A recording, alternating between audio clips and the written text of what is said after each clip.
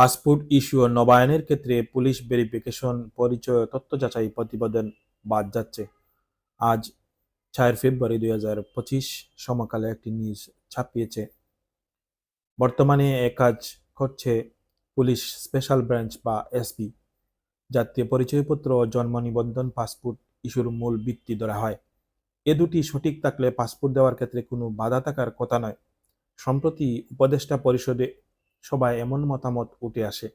এরপর এ নিয়ে কাজ শুরু করে স্বরাষ্ট্র মন্ত্রণালয়ের সুরক্ষা সেবা বিভাগ।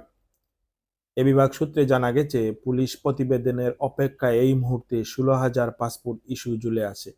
প্রতিবেদন পেতে অনেক ক্ষেত্রে দীর্ঘ সময় লেগে যায়, অথচ অনেকের অসুস্থজনিত চিকিৎসা ও অন্যান্য কারণে দ্রুত দেশের বাইরে যেতে জরুরি পাসপোর্টের প্রয়োজন হয়ে পড়ে। জনপ্রশাসন সংস্কার কমিশনের প্রধান ও সাবেক সচিব আব্দুল মঈদ চৌধুরী বলেন, পাসপোর্ট পাওয়া নাগরিকের অধিকার, এজন্য পুলিশ ভেরিফিকেশন কেন করতে হবে? ইংল্যান্ড পাসপোর্ট আবেদন করলে পোস্ট অফিসে পাসপোর্ট চলে আসে। প্রত্যেক নাগরিক পাসপোর্ট পাওয়ার অধিকার রয়েছে।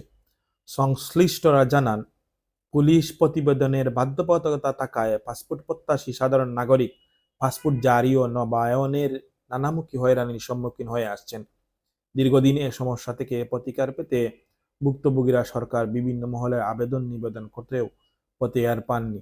এ অবস্থা থেকে উত্তরণে পুলিশ ও ভেরিফিকেশনের জটিলতা নিরসন করে পাসপোর্ট জারি ও নবায়নের নির্দেশনা দেওয়া সিদ্ধান্ত হয় সম্প্রতি অন্তর্বর্তী সরকারের উপদেষ্টা পরিষদের সভায়।